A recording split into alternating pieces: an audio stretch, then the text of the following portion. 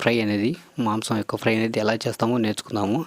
పొద్దున్నే మా తమ్ముడిని అరే లేరా రే చలి ఎక్కువ ఉంది అంటాడు వాడు. రే లేరా రే ఈరోజు ఫ్రై చేసుకుందాం రా, న్యూ ఇయర్ ముందు రోజు సండే వచ్చిందిరా, అందరూ మటన్ తెచ్చుకున్నారా, మనం కూడా తెచ్చుకుందాము. లేదురా నీకు వంటలు వస్తాయి కదరా, చేయగలుగుతావు కదరా అనేది ఓకే చేస్తావరా అని చెప్పేసి మాంసం తీసుకువచ్చాము. వెంటనే క్లీన్ చేసి బాణలు వేసి పసుపు వేసి కొద్దిగా స్టవ్ మీద మీడియం ఫ్లేమ్ మీద పెట్టామండి. వెంటనే మీడియం ఫ్లేమ్ పెట్టినాము, కుకింగ్ అవుతుంది. కొద్దిగా బాయిలింగ్ అయిన తర్వాత చూస్తాము అని చెప్పేసి వీడియో రికార్డ్ చేస్తున్నాను అండి. మా ఫ్రెండ్ తమ్ముడు వచ్చేసి అంత లోపల మా టైగర్ అనగా డాగ్ వచ్చేసి ఇంట్లో పెంచుకున్న కుక్క, అంటే నాటు కుక్కే కానీ మాకు ఫ్రెండ్లీగా ఉంటుంది. స్మెల్ పట్టిందంటే సార్ ఆర్మీ కుక్ అంటే ఎక్కువ.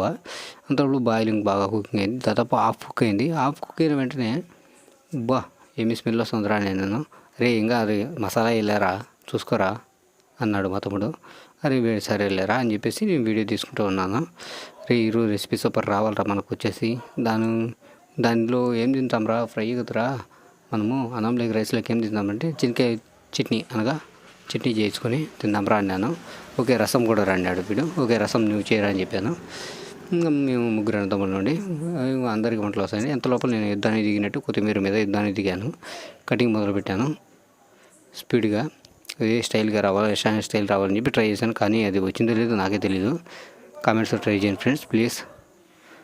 అండ్ వచ్చేసి వెంటనే కటింగ్ చేసుకుంటూ కూర్చుంటాను. నేను పెద్ద వంటోడు మాదిర, ఏ భీమసేనుడి మాదిర అబ్బా సూపర్గా వచ్చిందండి. కొత్తిమీర చేస్తే ఏంటంటే ఫ్లేవర్ అనేది సూపర్గా ఉంటుందండి ఫ్రెండ్స్.